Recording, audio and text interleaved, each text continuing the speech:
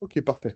Alors, bon, l'idée d'aujourd'hui, et merci encore oui, pour Inès pour l'invitation. L'idée d'aujourd'hui, c'est vraiment de faire une petite introduction de ce que c'est que Bob, à quoi ça peut servir, quel est le contexte, comment on se positionne par rapport au marché, par rapport à la compétition, et alors ici, de faire une démonstration.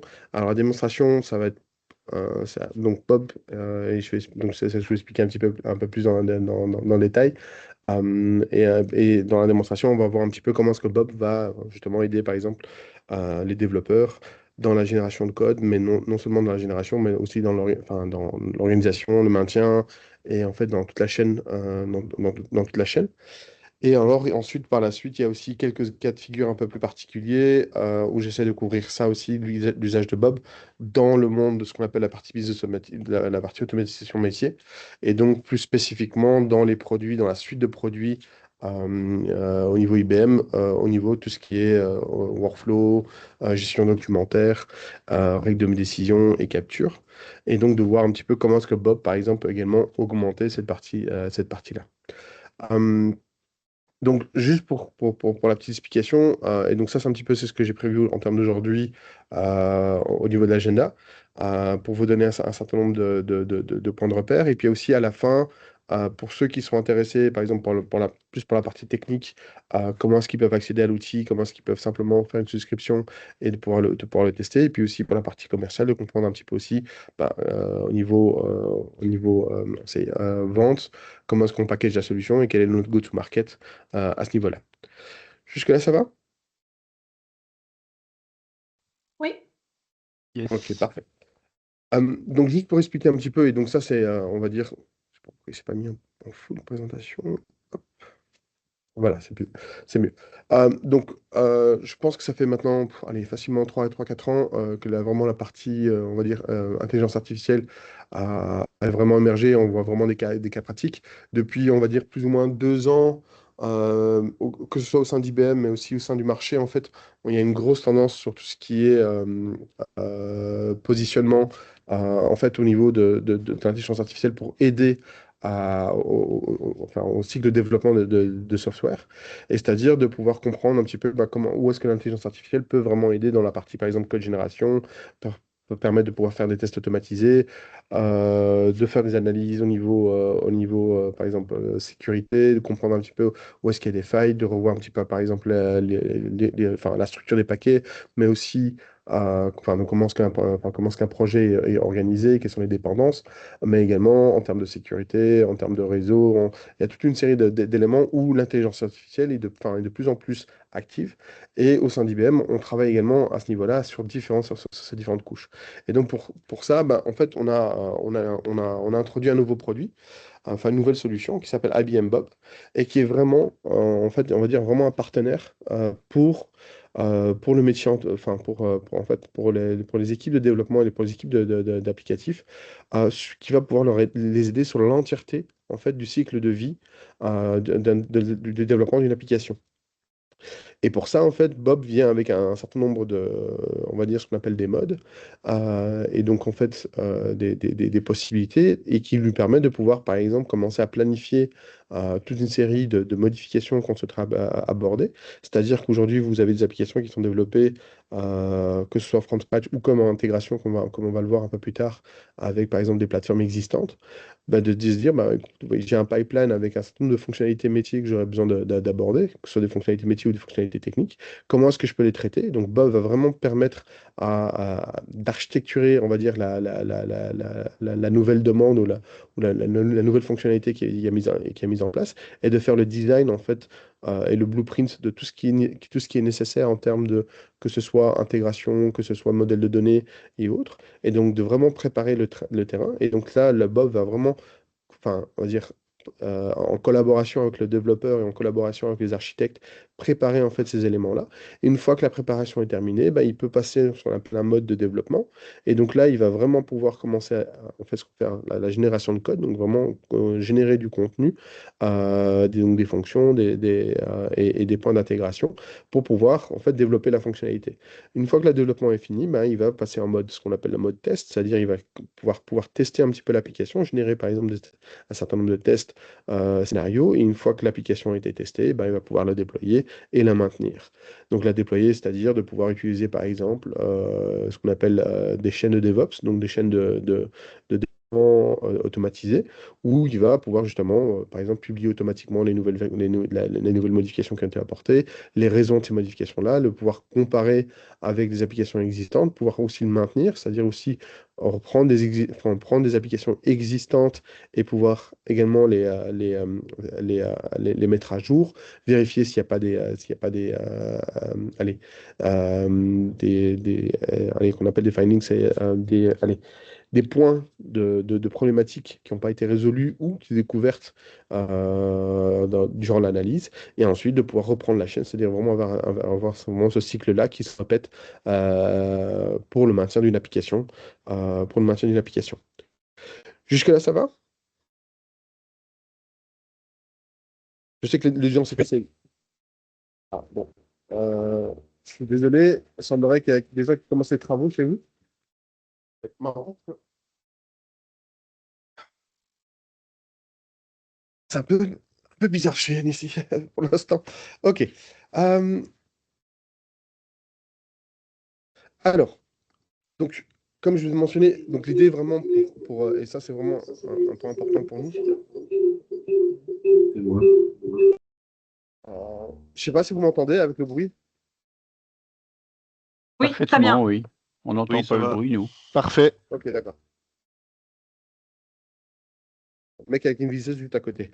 Euh, Donc, comme je disais, donc, l'idée vraiment de Bob, c'est vraiment d'être un partenaire au niveau des développeurs et des architectes, de pouvoir comprendre comment est-ce qu'ils peuvent utiliser la plateforme, comment est-ce qu'ils peuvent développer de nouvelles fonctionnalités, la maintenir, de pouvoir comprendre tout le contexte et vraiment pouvoir aider les utilisateurs sur toute la chaîne en fait de développement. À partir du moment où on fait le design, jusqu'au moment où on fait la release et la publication, et y compris la maintenance par la suite de cet élément-là. Et donc l'idée, c'est que on est donc là où Bob est vraiment très puissant à ce niveau-là, c'est qu'il permet vraiment de pouvoir de maintenir cette chaîne de manière complète. Il permet de pouvoir utiliser plusieurs modèles à des fins dépendant en fait de ce que vous faites, dépendant de des besoins métiers et des besoins techniques qui sont nécessaires.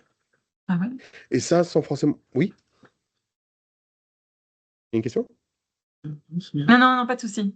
Ah, ok. Et donc de pouvoir moderniser en fait cette partie-là. Et alors, et le second élément, c'est tout ce qui est coût et transparence en termes d'usage de l'innovation.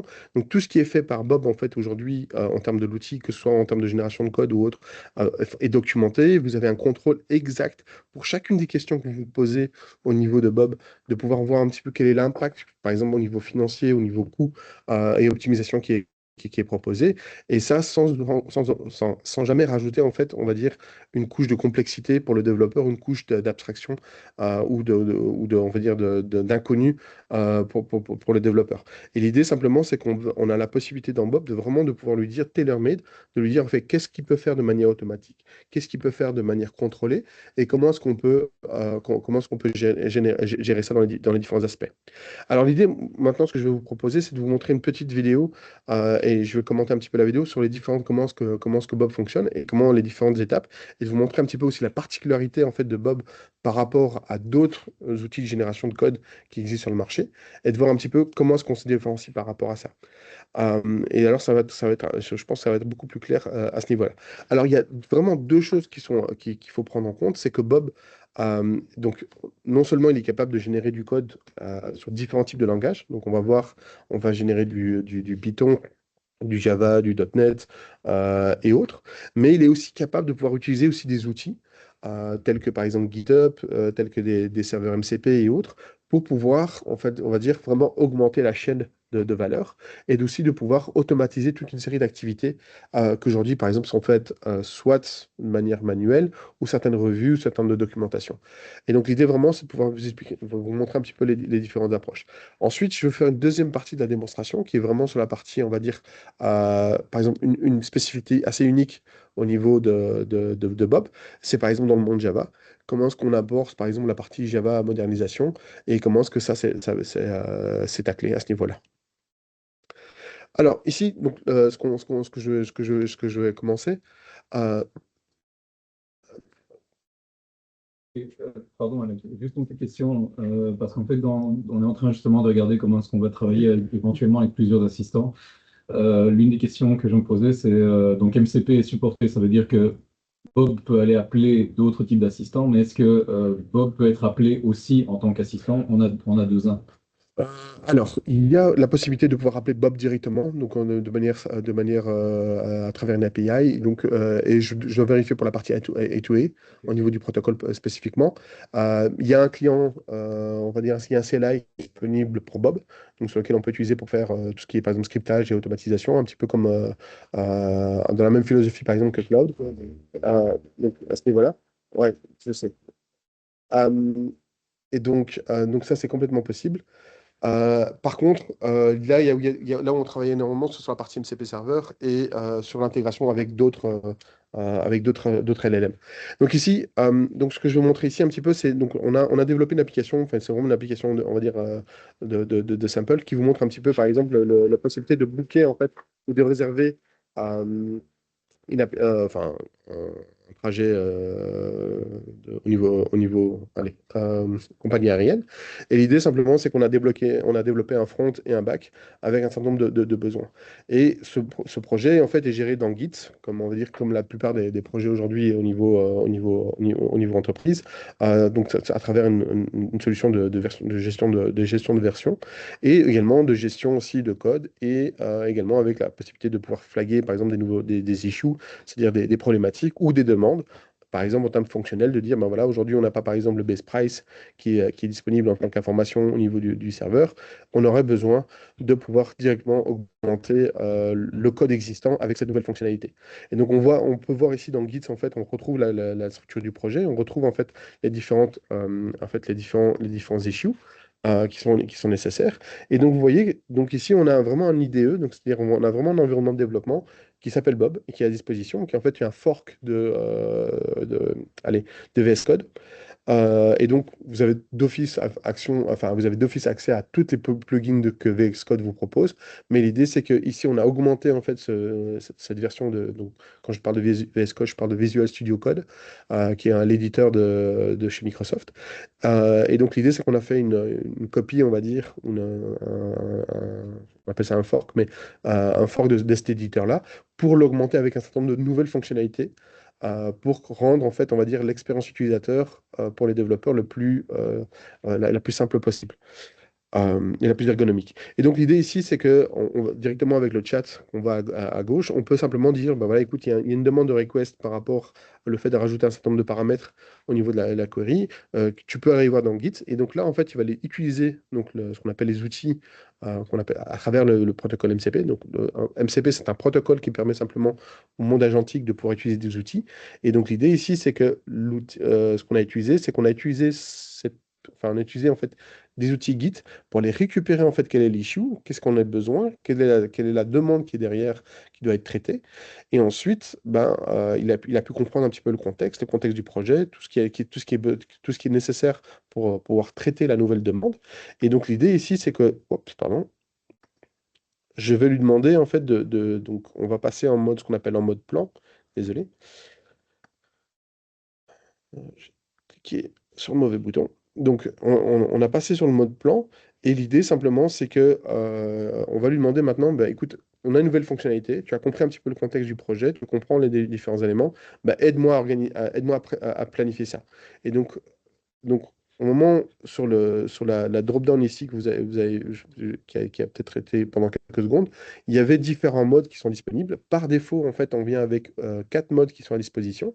On a le mode qu'on appelle planification, qui nous permet vraiment de pouvoir planifier une nouvelle fonctionnalité. On a le mode poser une question, c'est-à-dire que là, l'idée simplement, c'est de pouvoir poser une question sur l'entièreté en fait, sur un jeu de projet donné et de pouvoir comprendre un petit peu, par exemple, le contexte, si on a des questions très particulières. On a ce qu'on appelle le mode code, qui nous permet de pouvoir développer en fait des nouvelles fonctionnalités, donc de vraiment de modifier, on va dire, le code existant. Et ensuite, on a aussi le mode avancé qui nous permet d'aller un peu plus loin dans certaines problématiques. Ces modes-là ne sont pas figés, c'est-à-dire qu'on a aussi la possibilité de créer nos propres modes. Et donc, vous allez le voir plus tard, on a un mode que moi, par exemple, j'ai développé tout seul pour la suite des outils Business Automation. C'est-à-dire, on a aussi la possibilité de créer nos propres modes avec des fonctionnalités, des contextes bien particuliers, que ce soit métier ou que ce soit fonctionnel qu'on voudrait traiter. Alors, donc là, on part en mode plan, et en fait, ce qui se passe, c'est que le Bob va vous proposer différentes options en termes de comment est-ce qu'il peut traiter la demande qui est nécessaire. Donc, à chaque fois que vous lui demandez, par exemple, de pouvoir planifier, il vous donne, par exemple, deux, trois options et, qui sont possibles, avec plus ou moins au niveau des détails d'implémentation nécessaires. Et donc, le mode plan, qu'est-ce qu'il fait? En fait, il va générer vraiment une structure pour expliquer un petit peu qu'est-ce qu'il va faire, dans quelle étape et quelles sont un petit peu sa task list qu'il va mettre en place pour pouvoir délivrer la nouvelle fonctionnalité. Et donc, ça va vraiment comprendre toute la chaîne, on va dire, de développement. À partir du moment, en termes de modèle de données qu'il est nécessaire de mettre en place, les fonctionnalités au niveau back-end, les fonctionnalités par exemple au niveau de l'interface utilisateur, la partie testing, et ainsi de suite. Et donc ici, on a basculé vers le mode code.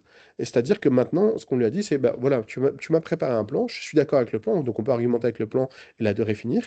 À partir du moment où j'ai fini cette argumentation-là, je peux lui dire maintenant, bah, tu vas m'implémenter la fonctionnalité. Et donc là, maintenant, ce qu'il fait, c'est qu'il va vraiment aller on va dire, enfin, on va dire vulgairement, nous pondre du code. Donc il va vraiment commencer à nous générer du code, ainsi de suite. Et il va commencer à compiler. Et à chaque fois, une fois qu'il a généré son code, il va compiler pour voir s'il y a des erreurs. S'il y a une erreur, il va essayer de la corriger par lui-même et de manière complètement autonome. Toutes les actions qu'on a vues jusqu'à présent, c'est-à-dire que ce soit le fait de lire le code, le fait de le modifier, on a la possibilité ici, dans ce que je vais vous montrer un peu quand on va partir sur le mode en real time, enfin, pas en vidéo, je vais vous montrer aussi la possibilité de dire bah, à quel moment on veut aussi avoir la main ou le contrôle de lui dire non, là maintenant, quand tu lis un fichier ou quand tu modifies un fichier, je veux que tu me poses la question à chaque fois. Alors, au début, on le pose la question pour comprendre un petit peu la séquence, mais il est aussi possible de complètement automatiser cette partie-là. Et ici, c'est vraiment, on va dire, en fonction du desiderata de l'utilisateur et du développeur de comment est-ce qu'il veut traiter ça toute une série de choses. Donc, il a développé une API, il a développé des scénarios de tests, il a développé le modèle de données, il a passé déjà 41 tests avec les différents systèmes. Et donc là, on peut simplement, ici par exemple, ben, on a vu qu'il a redéployé l'application. Et donc ici, je peux simplement aller tester pour voir si maintenant ben, j'ai au niveau de mon modèle de données, par exemple, le base price, qui était en fait l'information qui nous manquait, et dire maintenant, ben voilà, ce jeu de données là est à disposition. Et donc, il est maintenant disponible par exemple, pour d'autres applications pour pouvoir directement l'utiliser. Donc, fonctionnellement, en fait, on va dire, on a généré, en fait, on a créé le code qui était nécessaire. Et donc, pareil, donc pour ceux qui sont habitués au niveau développement de revoir, donc ici, en fait, ce qu'on voit ici à gauche, on est passé sur l'intégration avec sur la partie version contrôle, où on voit un petit peu quels sont les documents qui ont été modifiés. Donc, on peut à chaque fois cliquer pour voir un petit peu quelles sont les modifications qui ont été apportées. Donc là, il n'y a rien de changement par rapport à, on va dire, fonctionnalité standard de VS Code. Là où on va un peu plus loin dans cette partie-là, c'est qu'on a aussi une option de revue qui nous permet de pouvoir comparer, on va dire, la génération de code qui a été faite avec une snapshot ou avec une version bien particulière.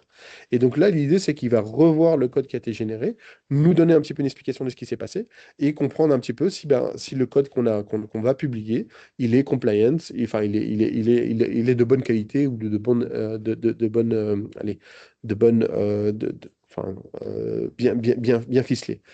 Et alors, on peut voir aussi qu'il y a ben, Bob, donc là, on a un tab supplémentaire qui est à disposition.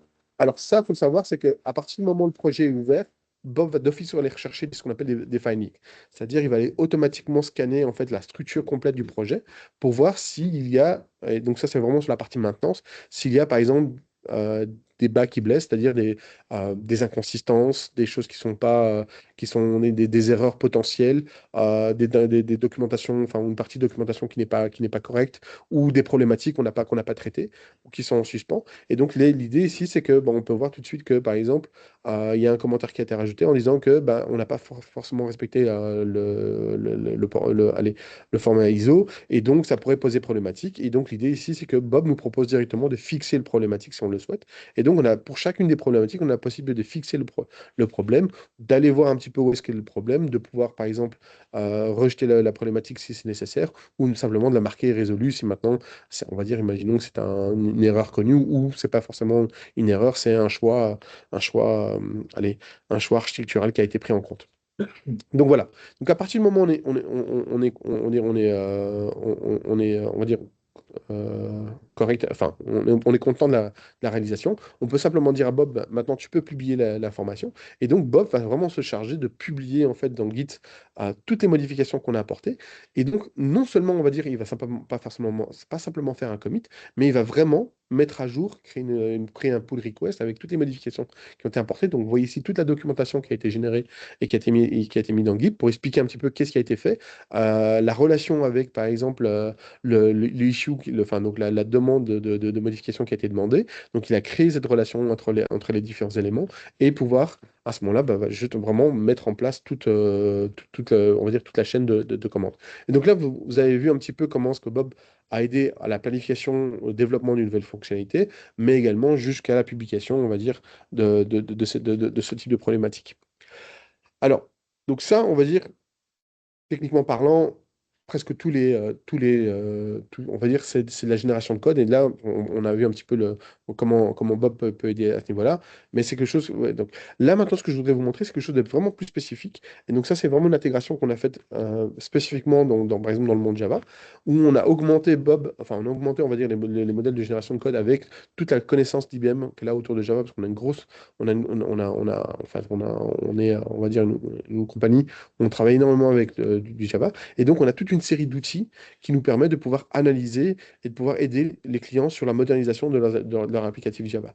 Et donc, pour ça, en fait, on a un mode qui s'appelle Java Modernization. Et donc, ici, ce qu'on a fait, c'est qu'on a initialisé le projet. Et donc, le projet s'initialisait avec un certain nombre d'outils pour pouvoir lire le code, le structurer, récupérer les différents éléments, comprendre quelles sont les maintenances, comprendre l'existence. Donc, en fait, on a lancé une commande qui s'appelle init, qui en fait initialise le projet pour comprendre un petit peu et initialise également tous les outils qui sont nécessaires en fait, pour la modernisation du code Java. Et donc ici, ce qu'on va voir, c'est que bah, l'outil, en fait, il va nous. Donc non seulement on a une fonctionnalité bien particulière, on clique à partir du moment où on clique sur la partie Java modernisation, ce que vous allez voir, c'est que il va complètement faire une revue du code. Et donc là, on va lui proposer d'analyser un projet en particulier.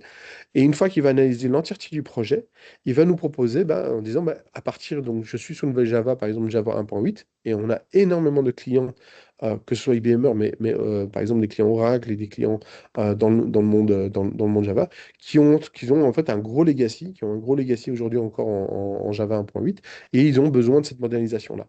Et donc l'idée, c'est vraiment de pouvoir dire comment est-ce qu'on va pouvoir accélérer en fait cette adoption-là. Et donc l'idée ici, c'est que le système va analyser un petit peu les prérequis en termes de dépendance, de librairies qui sont utilisées, du modèle de données qui est en place, et il va nous proposer de dire, voilà, je peux upgrader. Donc on peut non seulement upgrader, mais également moderniser, par exemple changer euh, euh, ce qu'on appelle de runtime. Donc dans le mode Java, vous avez en fait différents vendors qui sont à disposition, qui vous proposent en fait ce qu'on appelle des systèmes de compilation. Donc ça peut être par exemple du Quarkus, ça peut être du Spring Boot, ça peut être du JBoss et autres. Donc il y a vraiment une variété. Et donc ça permet aussi à ces clients-là aussi de pouvoir switcher assez simplement d'un vendor vers un autre si le besoin en est, et aussi de pouvoir ici, par exemple, moderniser, c'est-à-dire on a une recipe qui nous permet par exemple de passer de Java 1.8 vers par exemple Java 21. Donc on peut choisir quel est le target cible, et alors en fait on laisse simplement l'outil travailler et travailler là-dessus. Donc en fait il a vraiment une to-do list avec toute une série de procédures, de bonnes pratiques en termes de modernisation, de ce qui est possible. Et donc là, non seulement il va nous écrire un petit peu, il va nous décrire un petit peu ce qu'il va réaliser, mais également, il va également nous créer un schéma, et en fait des descriptions fonctionnelles pour expliquer un petit peu qu'est-ce qu'il a apporté comme terme de modélisation, quels sont les bénéfices, on va dire, quels sont les points d'amélioration qui ont été faits à ce niveau-là.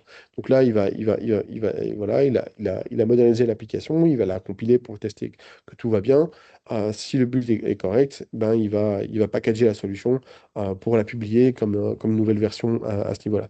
Et donc, dans quelques secondes, là, il va générer un diagramme d'upgrade pour expliquer un petit peu qu'est-ce qui a été changé, comment est-ce que ça a été changé, quelles sont les étapes en termes d'analyse de code, qu'est-ce qui a été pris en compte, la partie scénarisation, par exemple des problématiques qu'il a trouvées, donc en termes d'issue, quelles sont les tâches qu'il a réalisées pour pouvoir résoudre ces problématiques-là. Donc, il a identifié des problématiques qu'il y avait déjà en niveau 1.8 et quels sont les points de réalisation. Jusque-là, ça va? Yes. Oui. Ok.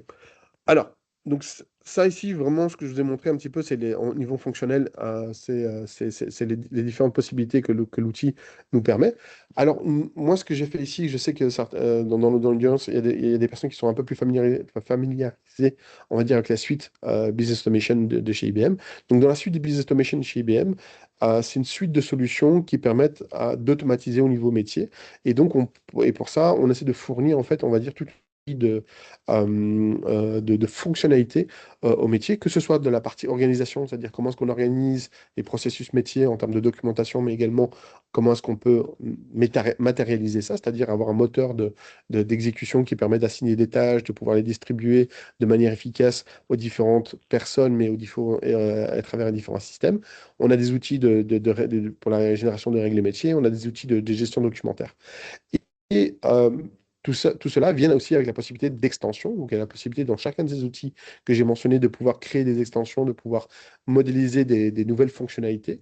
Et souvent, l'un des challenges, c'est par exemple le manque de connaissances ou alors simplement on veut être plus efficace et avoir un time to market, pouvoir livrer des fonctionnalités plus rapidement. Et donc ici, moi, ce que j'ai fait, c'est que je vous ai montré un petit peu dans l'usage de Bob, comment moi j'ai pu utiliser Bob dans ce cadre-là, donc pour ces cas de figure-là. Comment est-ce que j'ai utilisé, par exemple, avec une solution de gestion documentaire? Donc, on a notre gestion documentaire au niveau de chez IBM, c'est Finance Content Manager, qui est en fait, solution de gestion où on peut stocker les documents, les organiser, les sécuriser et les mettre à disposition des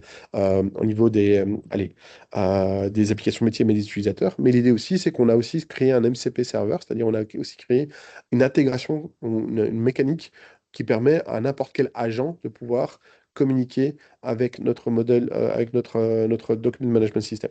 Et alors, j'ai utilisé cette mécanique-là avec Bob pour qu'il puisse m'aider, par exemple, à automatiquement comprendre mon système existant. Aujourd'hui, par exemple, avec Inessi, on travaille chez Servicia, on travaille chez un certain nombre de clients qui utilisent notre gestion documentaire. Il est important, il est efficace de toujours pouvoir comprendre, OK, aujourd'hui, quel est notre modèle de classification, comment est-ce qu'on a classifié nos documents, quelle est l'hierarchie, comment est-ce qu'on peut maintenir les différentes classes de documents au niveau du système. Ici, ce que j'ai simplement demandé à Bob, c'est par exemple, je lui ai demandé d'analyser un système existant en me disant comment est-ce que mon système fonctionne. Et donc, il m'a listé un petit peu, par exemple, quels sont les types de documents que j'ai, comment je les ai organisés, quelle est la relation de ces différents documents avec mes points d'intégration. Donc, si maintenant il s'est rendu compte que, par exemple, j'utilise, par exemple, mon connecteur vers SAP ou vers Salesforce ou vers autre, il est capable de pouvoir me déterminer, voici les classes de documents qui sont utilisées pour ces contextes-là peut comprendre aussi s'il y a des inefficiences, c'est-à-dire comment est-ce que je peux rationaliser, par exemple, ce projet-là, par exemple, pouvoir réduire le nombre de documents types au niveau du système, faire un assessment de ce qu'on appelle la dette technique, c'est-à-dire que souvent, ce qui se passe, c'est on démarre des projets avec certains clients, et on le voit beaucoup, c'est que les demandes métiers changent au fil du temps. Et souvent, ces changements, des fois, engendrent le fait d'avoir, par exemple, on va dire des modifications ou des demandes qui ont été faites historiquement qui ne sont plus nécessaires, mais qu'on a gardées dans le système et qui forcément va alourdir le système avec le temps, parce que à chaque fois, le métier évolue, les nouvelles demandes arrivent, et on a encore souvent des points d'intégration ou des demandes passées qui peuvent être soit un bloqueur ou un frein ou une mauvaise manière de traiter. L'idée ici, c'est qu'avec Bob, on peut vraiment travailler sur un mode de planification et pouvoir, par exemple, proposer de l'amélioration en continu du modèle de documentaire. Et donc, là, il est capable de pouvoir générer, par exemple, des API qui nous permettent de pouvoir maintenir l'application et par exemple, supprimer des types de documents qui ne sont plus utilisés, consolider, par exemple, au niveau de propriété, documenter, rationaliser, par exemple, comment est-ce qu'on nomme les différents documents, mais également pouvoir aussi documenter, par exemple, comment est-ce que le système documentaire fonctionne par exemple, pour des développeurs ou pour même générer, par exemple, des extensions à ce niveau-là en utilisant Bob. Alors, le deuxième cas de figure que moi j'ai utilisé aussi, c'est par exemple de pouvoir directement générer avec Bob des nouvelles extensions. Donc là, par exemple, dans le cadre de BAW, donc, qui est notre moteur de workflow, notre moteur de workflow vient avec un low-code éditeur qui nous permet de pouvoir designer en fait des formulaires web quand on assigne des tâches aux utilisateurs. Donc, quand une activité est assignée à l'utilisateur, ben, on veut lui présenter un certain nombre d'informations, que ce soit documentaire, mais également, par exemple, enfin, si maintenant, imaginons une demande de congé, ben, forcément, j'ai besoin d'avoir un certain nombre d'informations qui sont là, qui lui sont à disposition, telles que enfin, quand la demande a été faite, quelle est la durée, quel type de congé qui a été demandé, et ainsi de suite. Donc, on peut imaginer qu'il y a un certain nombre de paramètres ou d'informations qu'on lui souhaite à le mettre à disposition.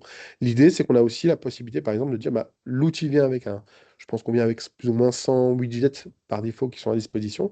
Souvent, bah, une des demandes métiers, c'est de pouvoir avoir, par exemple, une expérience utilisateur un peu plus spécifique, où on voudrait avoir un widget qui représente l'information d'une manière, par exemple, donc ici, je vous ai présenté différents types de représentation d'informations, ah bah, tous ces widgets-là que vous voyez, en fait, ont été développés simplement en utilisant Bob, en disant, bah, là, j'ai besoin de tel type de fonctionnalité. Le Bob m'a généré ma fonctionnalité. Je lui ai demandé de l'adapter si maintenant si maintenant le look and feel me plaisait pas, ou la fonctionnalité me plaisait pas. Et une fois que cette fonctionnalité a été développée, je peux le rajouter comme un widget standard du produit.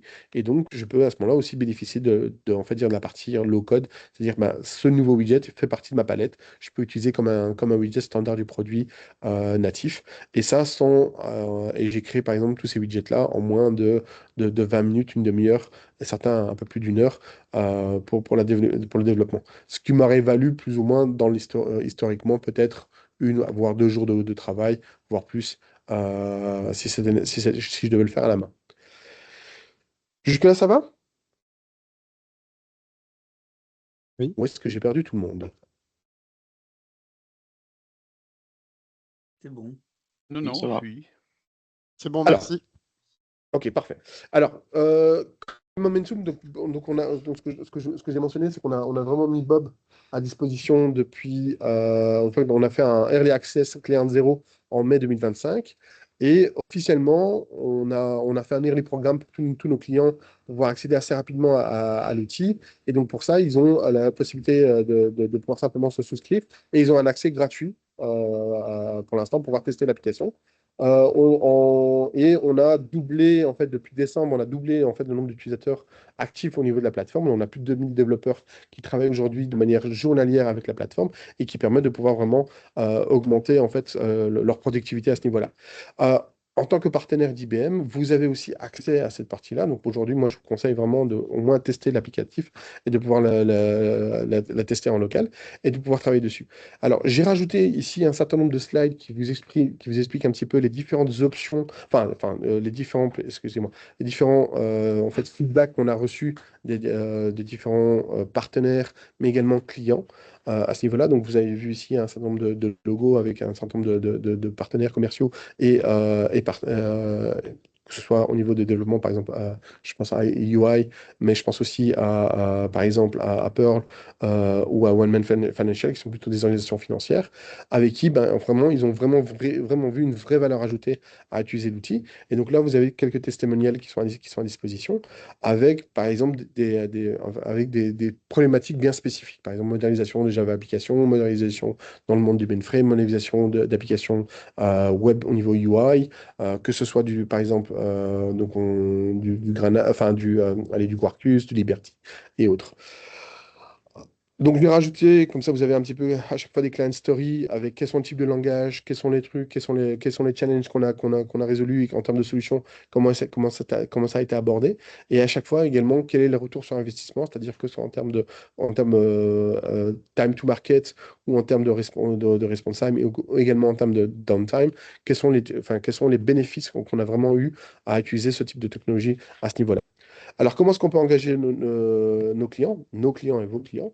C'est vraiment avec, donc il y a un certain nombre de particularités où on est vraiment, on va dire, un peu unique sur le marché par rapport à ça.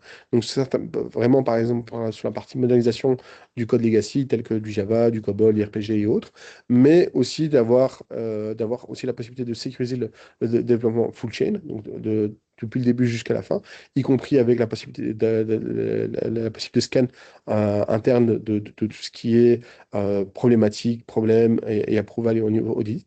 On a une plateforme de collaboration, donc on peut collaborer à ce niveau-là. Vous pouvez vraiment travailler sur des systèmes en fait, de projets vraiment très complexes à ce niveau-là. Et donc, par exemple, ça, c'est un petit peu la particularité, par exemple, quand on travaille avec du mode COBOL, c'est que le mode COBOL, généralement, on parle en fait, de génération, en fait, on va dire, de fichiers de code qui sont très, très longs.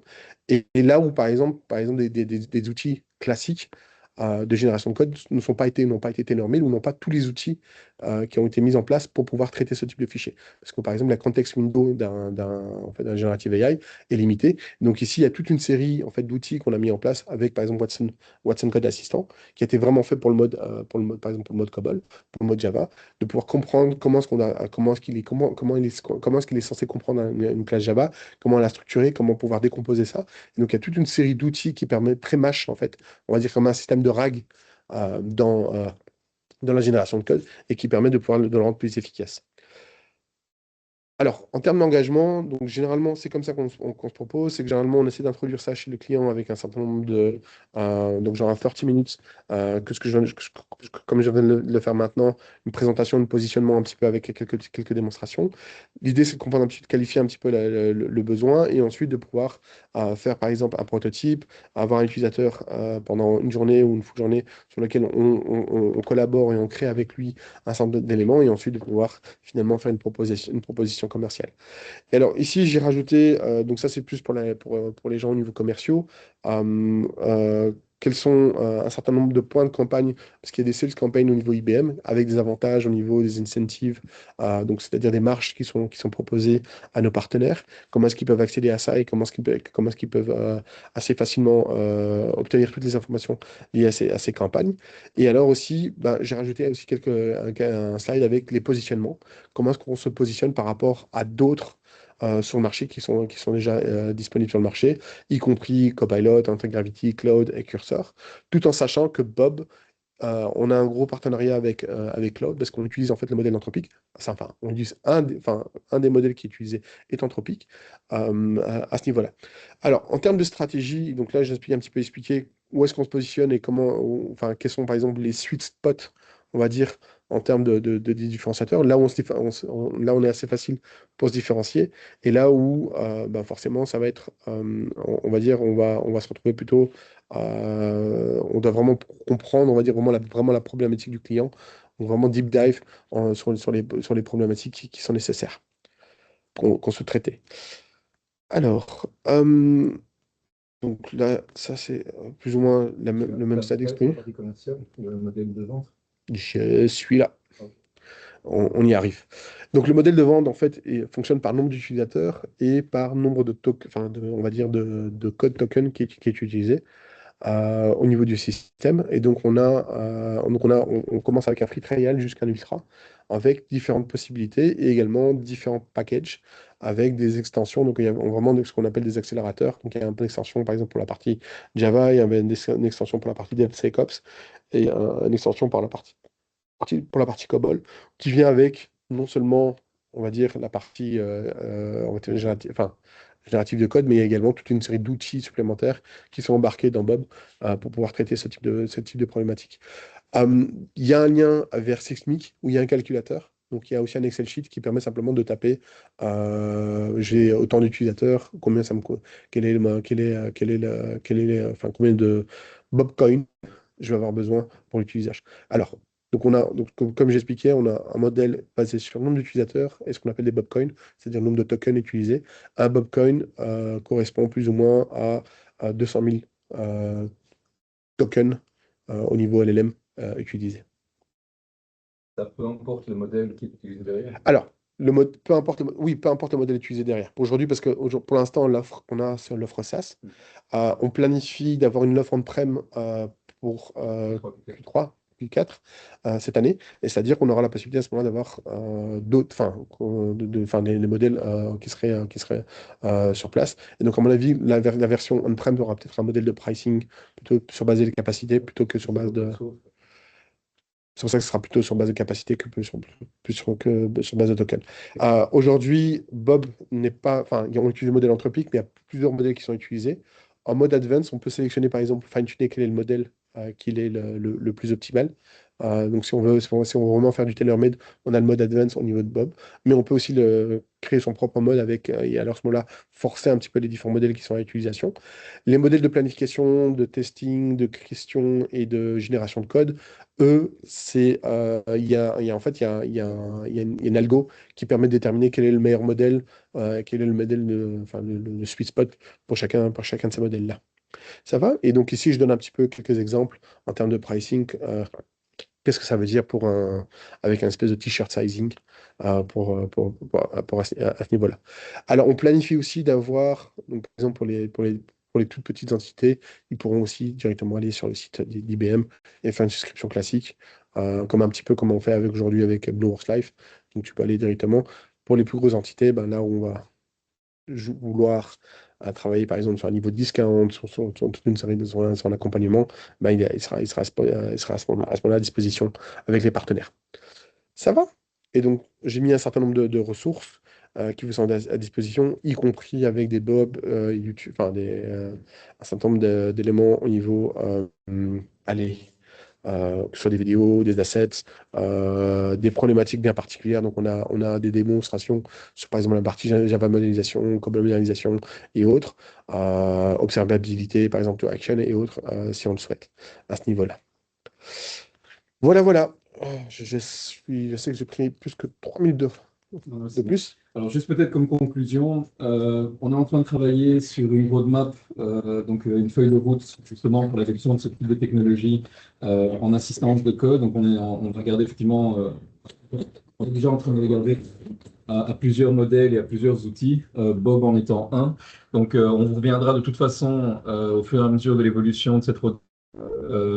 Donc, au travers de la task force qu'on est en train de constituer, avec effectivement le retour qu'on a, mais l'un de nos buts, c'est au travers de cette roadmap, de faire l'évaluation de Bob également de toute façon. Et donc, il sera effectivement mis au banc de test parmi les 2-3 outils qui déjà aujourd'hui sont utilisés sur différents sites. Ce que je propose également, c'est qu'aujourd'hui, on avait une intro, donc une intro rapide de 30 minutes. Pour les équipes qui vont tester, ce que je proposerais, c'est qu'à un moment donné, on se refasse une version un peu plus longue, donc un deep dive d'1h30, mais on va préparer ça et planifier ça dans les 3-4 prochaines semaines. Voilà. Donc, non seulement il y a, par exemple, votre usage interne, mais l'idée aussi, c'est que vous puissiez aussi revendre Bob Bien sûr, à vos clients si dans vous les deux souhaitez cas. pas. Mais de toute façon, le cycle pour nous est le même, c'est-à-dire qu'on doit d'abord tester la technologie. Oui, bien Si sûr. effectivement elle correspond à nos besoins et aux besoins qu'on estime être ceux des clients, à ce moment-là, il y aura une adoption commerciale également. Ça va, ça va. Ok, merci. Je ne sais pas si vous avez une question. Après, je peux clôturer. Est-ce qu'il est Moi, possible de ouais. customiser les workflows, les agents et les skills qui sont utilisés à l'intérieur de Bob? Absolument.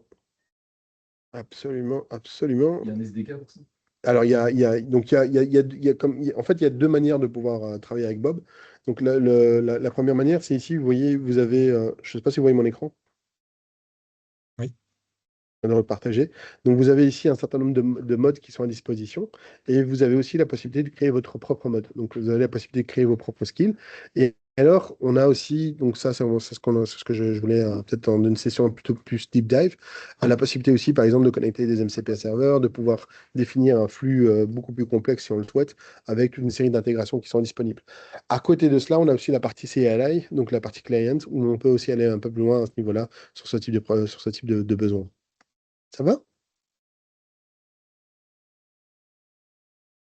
Maurice, ce que je propose de toute façon, parce que voilà, tu seras certainement impliqué également dans l'évaluation technique du produit, ce que je propose, c'est on fera de toute façon cette session de deep dive. Donc, si tu as un certain nombre de questions, prépare-les peut-être sur base de ton expérience déjà avec Claude, et donc on se refera une session spécifique alors là-dessus. Ok. Merci. Merci à tous.